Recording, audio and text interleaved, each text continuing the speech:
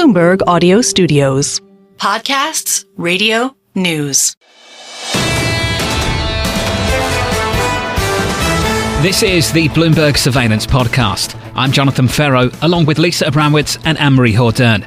Join us each day for insight from the best in markets, economics and geopolitics. From our global headquarters in New York City, we are live on Bloomberg Television weekday mornings from 6 to 9 a.m. Eastern. Subscribe to the podcast on Apple, Spotify or anywhere else you listen. And as always, on the Bloomberg Terminal and the Bloomberg Business app. Binky Chadha at Deutsche Bank writing, our base case remains for a significant rally on a credible relent on trade policies with a target of 61.50 by year end. Binky, good morning. Good to see you, sir. Good morning, John. 61.50 the new target. It's down from 7K. Let's deal with the language there. A credible relent on trade policy. What does that mean to you? So, it's meant to capture an idea, and it's about convincing the market that you're sort of done with the trade policy issue. There is a huge amount of uncertainty about the different ways that can be done. And at the end of the day, given where we are, I expect it will be kind of mushy. I don't have a better word than that. So some trade deals, perhaps some lowering, the big question mark about 10, the 10% uniform tariff, because by the uniform tariff that we have put on ourselves, we've hurt U.S. growth more than we are hurting anyone else. Lisa asked the question where the pressure would come from. Where do you see the pressure coming from? What drives that credible relent? I think at the end of the day, it's the same thing. So when you think about presidential elections, we've all heard it's about the economy, stupid, in the sense that other things matter, but it's mostly about the economy. And so I would argue it's presidential job approval ratings. And because, if you think about if the presidential election is about the economy, and then you ask people, where do we ask people, how do they feel about the economy? It's consumer confidence. So the typical pattern is new presidents start with a hefty sort of a goodwill of a honeymoon period of high approval ratings. The honeymoon then tends to wear down. And the question is, where do we land? We land at levels that are basically, dictated by consumer confidence, I would argue. Happened the last two administrations. And so, we are midway in that process. We started up here. We've been coming down and the trajectory right now. And I would just remind that current consumer confidence levels, suggest that you might get down to 30%. And so I think there will be a reaction long before. Yeah, there's some pretty negative soft data that have been coming out. You talked with us when you had still a 7,000 rating, 7,000 target on the S&P 500, saying it was a matter of time. Mm-hmm. And if this uncertainty didn't get resolved, you would have to bring your forecast down, which is part of the reason why you did bring your forecast down. Right. Now there is a question of how much longer can this go on before you bring it down again, before you cannot put the toothpaste back in the tube, you cannot put the genie back in the bottle, pick your potential saying. How much are you looking at that? Very much. I think that, the risk is that the relent that we were talking about comes basically too late and the nonlinearities of recession kick in. I think one has to be honest, which is that it's just very difficult to gauge what the impact of the tariffs is going to be. And by that, I mean, I think they're clearly negative for U.S. growth. They're very negative for U.S. earnings. Precisely how much is the question. On a 12-month basis, we calculate that the impact would be $56 of US S&P 500 EPS. And just to put that number in perspective, last year we had $250 of earnings. So if you're talking about $56 hit, that's a very large number. It's a very large number by any standards. And so, yes, the nonlinearities of recession can kick in and the relent might come too late. But, then you have to think about basically, okay, so if we're going to go down, maybe we have a recession, getting a recovery from a supply side recession doesn't fit the typical playbook. So it's something that will have to be, seen and worked out, basically. Do you get the sense that big tech is going to lead this charge? That is essentially what we have already seen from both Meta and Microsoft, as well as Alphabet last week, that there's sort of a resurgence in faith in U.S. tech that can bolster some of the pain that you might see elsewhere from the likes of McDonald's or GM or some of the other companies that are more hit. Yeah, what I would say is, earnings are basically saying they're hanging in right now, and earnings are fine. But again, this is about yesterday, not about tomorrow. And the question is, what happens tomorrow? So, our take is that earnings growth for the first quarter currently, looks like it's coming in around 10% year on year. That could drop to basically zero in the second quarter that we are in, and then basically turn negative on the baseline view that the announced tariffs all come into effect and stay.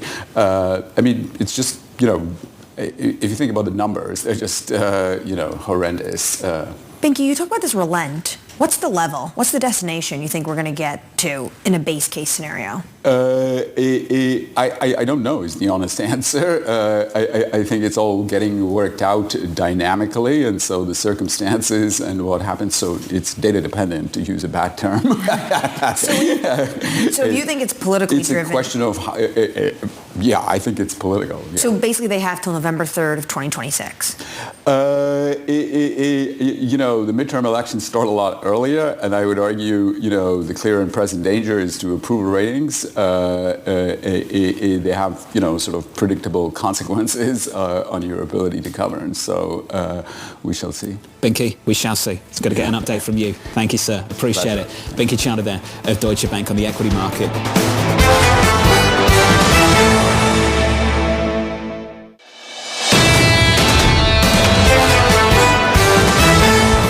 Gardner of Stifel with us around the table. Brian, good morning to you. Good morning. A little bit later this morning, we'll catch up with Binky Chadha at Deutsche Bank, and this is his call. 6150 on the S&P.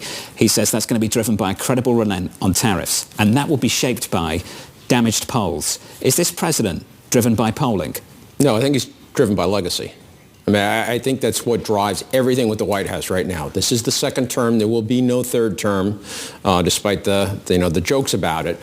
But Trump has been talking about tariffs and a restructured U.S. economy since the 1980s. This is it for him.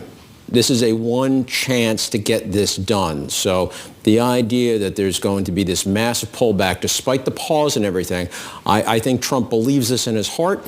Maybe there is some economic data, some market data that comes in later and causes them to recalibrate. Certainly everybody's thought there was a Trump put. I think we mispriced the Trump put to a large extent. Maybe it's still there, but I think at the end of the day, they're thinking about legacy. Well, he basically said recently to The Atlantic that there's really no red line, no certain number that would pull him back and reverse policy. To your point, though, that he wants to see a global realignment, he talked about yesterday in this town hall the fact that tariffs are difficult to explain because he takes a maximalist approach to then bring it down. Do you believe he wants a full global realignment with some of the figures he has now, or he wants negotiated deals and terms?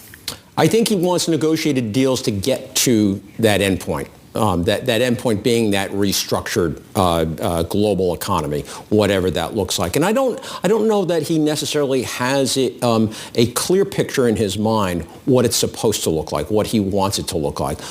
I think at the heart, the current system, in his view, does not serve America well. And you can debate whether that's true or not. But in his mind, it doesn't serve America well. And so he wants to leave something that's better. And I think it's probably through a negotiated deal. How we get there is another matter. So when it comes to China, what do you think this could look like? I was talking to people yesterday in Washington, D.C., who are convinced that Trump wants a grand bargain. Includes things like TikTok and other levers they can pull. What do you think that deal could potentially look like? Yeah, I think I'm not sure what the deal looks like because I think it's a lot more complicated than people think it is. So, look, China takes a much longer view than we do. They think they can outlast us, that the pain threshold that kind of Jonathan was just alluding to, that it'll be so great in the United States that the U.S. is going to have to capitulate at some point. So they're going to wait on this. The other is, there's been this view in the United States that China has more to lose from this than we do. And if you look at the raw numbers, yes, that's true. They export more here than goes the other way. At the same time, the U.S. exports to Chinese exports to the United States are less than 3% than the overall Chinese GDP.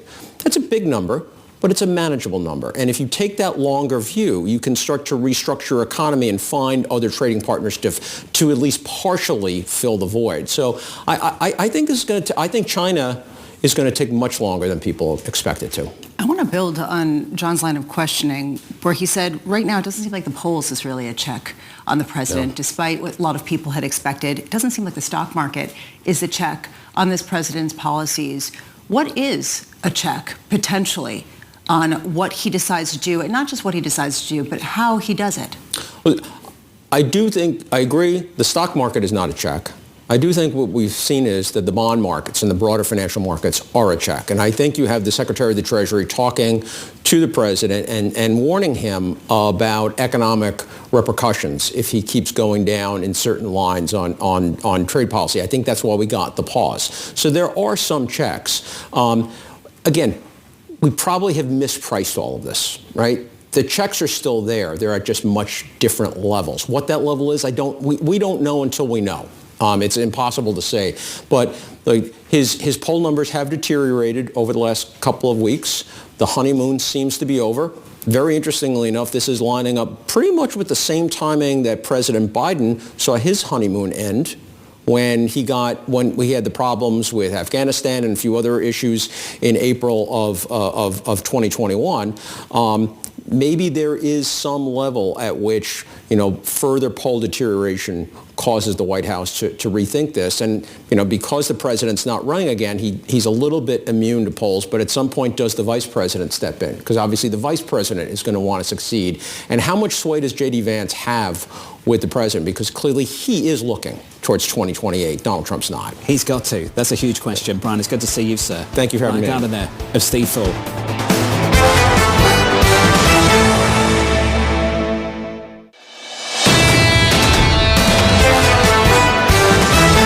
Let's stick with tech. Apple reporting results after the closing bout today. Dan Ives of Wedbush writing, we remain bullish on the long-term opportunity for Apple's flagship ecosystem.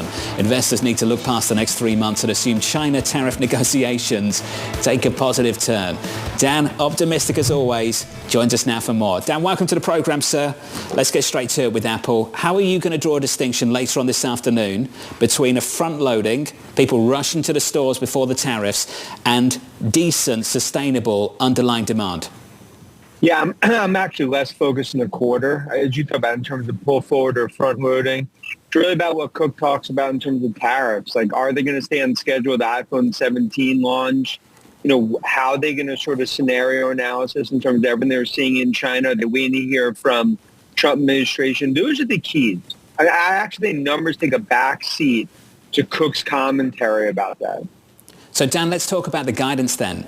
What kind of scenarios they could offer, and what you think of the approach so far from corporate America, because we've seen a range of things done. Some people have just pulled guidance, haven't offered any. Other people have cut. Some people have offered multiple scenarios. What would you appreciate? What would you prefer to see this afternoon? I'd prefer no guidance, because I think if you give guidance, you actually put your back against the wall. They could give some sort of scenarios, but it comes down to June's a mulligan. It's a toss-away quarter. I think the really focus is, do you launch in terms of September iPhone 17 and give some scenarios and ranges for investors to understand what this could do? Look, we've already factored 10% cuts in numbers. Worst case, 12 to 15%. Best case, 2 to 5%. That's how we're going into tonight. John raised this really interesting point earlier, Dan, about how much forward buying there was over the past couple of months and, frankly, over the past couple of weeks to get ahead of any potential disruptions in shipments from China. Are you expecting to get any guidance about the pull forward effects, and maybe that we could even see much better than expected numbers that will only be made up in maybe declines later on? Yeah, look, there will be pull forward. And again, I think numbers are actually going to be very strong. And I think they could quantify some of that, but that's sort of breadcrumbs. I think the real focus is next few quarters, over the next 6-9 months, how they're going to navigate these tariffs, like in terms of maybe even talking about some supply chain plans, the India, scenario. I think any commentary like that would be very important to understand from Cook, to kind of put a flashlight in a dark tunnel when it comes to tariff scenarios.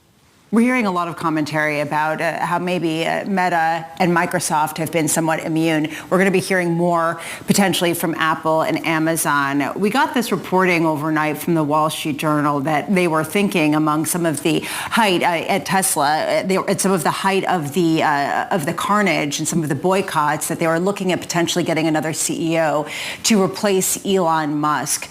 What do you make of that? Look, we talked about it on your show, right? A lot. I mean, the point is, regardless the board denies it and the scenarios, this was the moment of truth. The board had to do something, whether it's a warning shot or whatever it may be. And Musk had to choose CEO of Tesla, Doge. And we thought that conference call is probably the best conference call I've seen Musk do maybe ever, or at least in the last 4 or 5 years. So important because the brand damage and what was ultimately happening, clock struck midnight.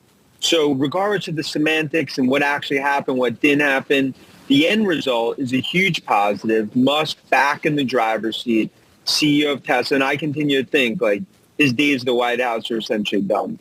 Well, Dan, they're not, in the sense that he was at the cabinet meeting yesterday wearing not just one, but 2 Make America Great hats stacked on top of each other. Even though he is more focused maybe on Tesla now than he was in the beginning of this administration, when he was very focused on Doge, can that brand destruction still carry through? Yeah, look, I mean, you've talked about that a lot. And I'd be surprised if these are other cabinet meetings. I mean, just given, I think, the pressure for him to sort of detach himself. But we've talked about brand damage. You got to contain it. You have a massive era of growth ahead, autonomous, robotics, turning things around in China, especially BYD in terms of rising, in terms of from a share perspective. Leaders lead. That's what Musk has to do now. And I just think like that was the move that he started to take on last week's call. And I think that's what we expect to see from Musk going forward. It's also why the stock's up. Because ultimately, now you have the biggest asset of Tesla back, regardless of the drama that went through between the board and Musk or whatever did or didn't happen. Dan, let's finish on the biggest challenge to them right now, which I think could possibly be a tie-up between Waymo and Toyota. We're talking about the best-selling car brand on the planet, 2 of the best-selling models out of the top 3 in the world in the last 12 months, getting together with Waymo that's delivering 200,000, 250,000 paid trips every single week. Why isn't that a threat to Tesla? Yeah, I personally think that's not as big of a threat as maybe some have talked about. Look, Waymo, $240,000 cars in 4 cities. They obviously will expand. They had the lead in terms of coming out of the gate. I think when it comes to cybercabs and Tesla, I think autonomous, the scale and scope, they're really going to own that market. So you're going to see more and more partnerships like this, but it's not like I view this partnership as something that changes my thesis on Tesla in terms of autonomous. But it also speaks more and more, Musk needs to be leading Tesla, not sitting there, as Anne-Marie said, wearing 2 or 3 hats in a cabinet meeting. I'm guessing you're at the airport, Dan. Travel safely. I am. It's good to see you, sir. Thank you. Thanks for making time for us. Dan Ives of Wedbush there.